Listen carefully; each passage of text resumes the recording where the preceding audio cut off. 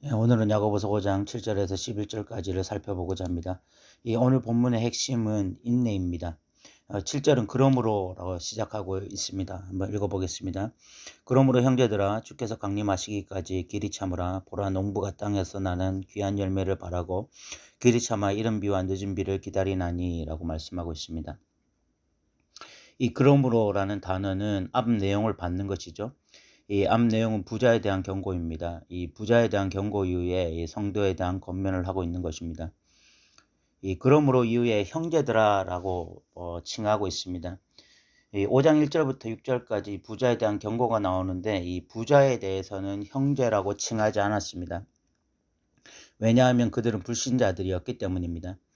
야고보는 이제 이 교회 성도들, 형제들에게 이 부자들에 대한 경고 이후에 지금 권면을 하려고 하고 있는데 그 권면은 주께서 강림하시기까지 길이 참으라, 다른 말로 하면 인내하라 라는 것을 강조하고 있는 것입니다. 그러면 이 부자에 대한 경고 이후에 성도들에게 하는 이 인내, 이 둘의 상관관계는 무엇일까요? 부자에 대해서 경고할 때 야고보는 말세의 재물을 쌓았다라고 경고했습니다. 이 부자들은 주님의 재림을 준비하지 않고 이 영생에 관심이 없으며 오직 이 땅에서 재물을 쌓는 일에 집중한 사람들이었습니다. 이들은 야고보서 3장 15절에 말하는 이 땅의 지혜로 충만한 사람들이었습니다. 이 땅의 지혜의 특징은 땅의 것이고 정력의 것이고 귀신의 것이었습니다. 그런데 이들은 어쨌든 부를 축적했고 부자가 되었습니다. 이 세상에서는 큰 소리 칠 수 있는 자리를 선점했고 이 땅에서는 누리며 살 수 있는 자들이 된 것입니다. 이 눈에 보이는 가시적인 관점에서 보면 이들은 정말 성공한 사람들이었고 물질에 대한 걱정 없이 속 편하게 살아갈 수 있는 사람들이 되었습니다. 그런데 성도들은 상대적으로 어떠한 상황 가운데 있냐면 이 야고보서를 보면 수신자들은 이 흩어진 유대인들이었습니다. 이들은 스데반 선교 이후에 박해가 심해지자 자신들의 삶의 터전을 버리고 흩어져야 했습니다. 그리고 졸지에 난민들이 되어야 했습니다. 그들이 얼마나 많이 배웠든 또 과거에 얼마나 많은 재산을 가졌든 상관없이 이들은 모두 일일 노동자들이 되어야 했습니다. 하루 벌어 하루 먹고 사는 이 신세가 된 것입니다. 그런데 엎친 데 덮친 격으로 부자들의 임금 체불이 있었고 노동 착취가 있었습니다. 정당한 노동에 대해서 임금을 지불하지 않고 심지어 억울한 누명을 씌워 법정에 끌고 가기도 했습니다. 일을 정당하게 했는데도 임금을 받지 못했을 때에 더 큰 문제는 집에 있는 식구들이 굶어야 했다는 것입니다. 자신은 굶을 수 있지만 그래도 견딜 수 있지만 자식들이 배가 고프다고 울 때는 마음이 그냥 무너지는 것이죠. 그것도 너무나 어린 아이들이 배고프다고 울 때는 이 심장에 대못이 박히는 것입니다. 그럴 때 이들은 이 두 가지 마음을 품게 됩니다. 한 마음은 분명 하나님이 살아계시고 하나님을 끝까지 붙들고 나아가야 된다는 마음인데 그런데 또 한 마음은 신앙보다 당장 내 자식이 굶지 않고 이 땅에서 먹는 문제 걱정하지 않고 살아가게 만들고 싶은 마음입니다. 이 두 마음이 치열하게 싸우는데 어느 날은 하나님을 붙잡고 싶은 마음이 이겼다가 어느 날은 신앙생활 다 포기하고 싶은 그런 마음이 또 이기기도 하는 거죠. 더군다나 이 땅에서 먹을 거 걱정하지 않고 창고에 먹을 거 가득 쌓아놓고 사는 부자들이 이 부자들을 보면 부러운 것입니다. 자식이 원하는 것 하고 싶은 것 마음껏 해줄 수 있는 저런 재물을 가지고 있는 그런 부자들이 한 번씩 부러운 거예요. 그런데 야고보가 그런 부자들에 대해서 어떤 경고를 내렸습니까? 말세의 재물을 쌓았다라고 경고했습니다. 즉 다시 말해서 영생과 진리에 관심이 없고 지금 이 땅에서 잘 먹고 잘 사는 데만 정신이 팔린 자들은 결국 심판의 대상이라고 경고한 것입니다. 그리고 지금 야고보는 성도들에게 주께서 강림하실 때까지 길이 참으라 라고 권면하고 있습니다. 그 말은 이 땅의 삶이 전부가 아니라는 것입니다. 예수님 다시 재림하신다는 것이죠.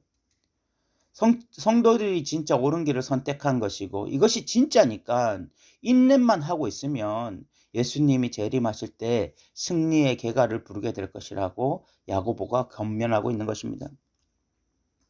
야고보는 이후에 인내의 모델로 이 농부 선지자 욥을 예로 들고 있습니다. 먼저 농부는 귀한 열매를 맺기 위해서 1년을 기다리는 사람입니다. 저는 농사꾼의 아들로 태어났기 때문에 이 농사에 대해서 좀 잘 알고 있습니다. 이 농부의 일이 얼마나 많은지, 그리고 농부가 얼마나 많이 기다리는지 저는 잘 봐왔습니다. 농부는 겨울이 갓 지나고 나면 얼었던 밭을, 이 땅을 다시 갈고 고릅니다. 그리고 거기에 씨를 뿌리고 가꾸기 시작하는데, 그 가꾸면서 뭐 잡초 같은 것이 생기면 제거해주고 또 벌레 같은 것이 생겨도 제거해줍니다. 그리고 이 농사일을 하다 보면은 잡일들이 끊임없이 많아요. 그래서 뭐 눈에 띄지 않지만 매일 밭에 가서 그런 잡일들을 해줘야 합니다.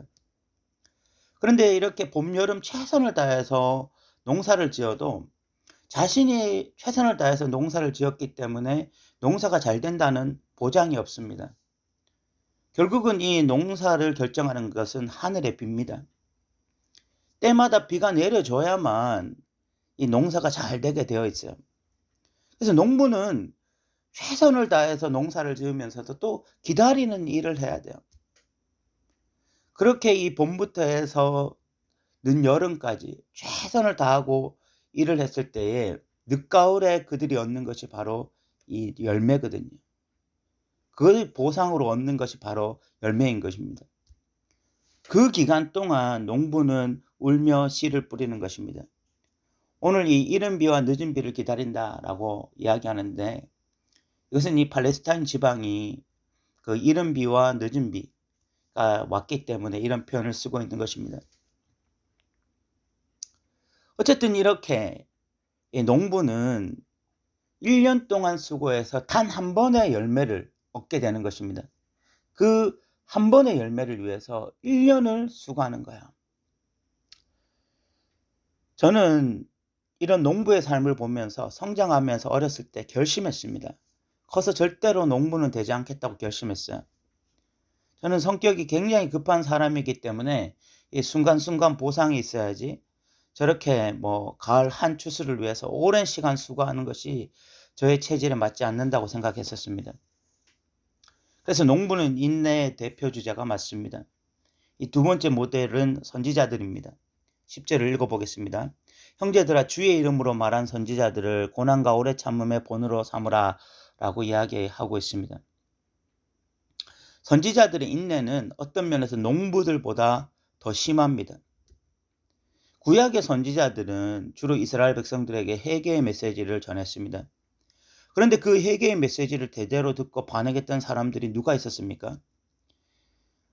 대표적인 선지자가 예레미야인데, 예레미야의 사역은 40년 플러스 알파입니다. 그런데 예레미야는 40년 동안 말씀을 전하면서 그 말씀에 제대로 반응하고 응답한 사람이 10명이 안 돼요. 대부분의 이스라엘 백성들은 예레미야의 메시지에 등을 돌렸고 심지어는 예레미야를 옥에 가두고 죽이려고 했습니다. 예레미야는 그 시대 철저하게 왕따였어요. 예레미야는 그런 자신의 사역이 너무나 고통스러워서 5번이나 자신의 인생을 저주를 합니다. 저는 그런 예레미야의 심정이 너무 많이 느껴졌어요. 저는 예레미야에 빠져서 무척이나 그를 깊이 사랑했고 존경했습니다. 지금도 제일 존경하는 인물 중에 하나가 예레미야예요. 그런데 그 인생을 묵상하면 저 같으면 뭐 40년이 아니라 1년도 못 가서 타월 던지고 선지자의 사역이라는 링 위에서 내려왔을 것 같습니다. 정말 못 참았을 것 같아요. 말씀만 전하면 무시하고 괴롭히는데 어찌 선지자 노릇하겠습니까? 그런데 예레미야는 적어도 최소한 40년, 그리고 그 이상 선지자의 길을 걸어갔습니다. 이 인내하면 떠오르는 대표 선수 중 선지자들을 뽑는 것은 지극히 당연한 일처럼 보입니다. 세 번째가 욥입니다. 11절에 보면 보라, 인내하는 자를 우리가 복되다 하나니 너희가 욥의 인내를 들었고 주께서 주신 결말을 보았거니와 주는 가장 자비롭고 긍휼히 여기시는 이시니라 라고 이야기하고 있습니다.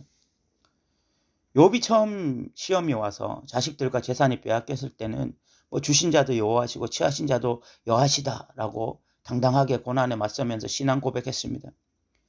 그런데 이 알 수 없는 고난이 길어지고 또 친구들의 이 이유 없는 비난이 거세지자 욥이 굉장히 마음이 심적으로 흔들리게 되고 고통하게 되고, 그러면서 이제 하나님께 원망하게 되고 자기 안에 온갖 내적 갈등들이 일어나게 됩니다. 그러나 욥은 그런 과정 가운데 있어서 이 신앙의 경기장을 이탈하지 않았습니다. 수많은 내적 갈등이 있고 아픔이 있고 고통이 있었지만 욥은 그 순간순간들을 인내했어요. 인내.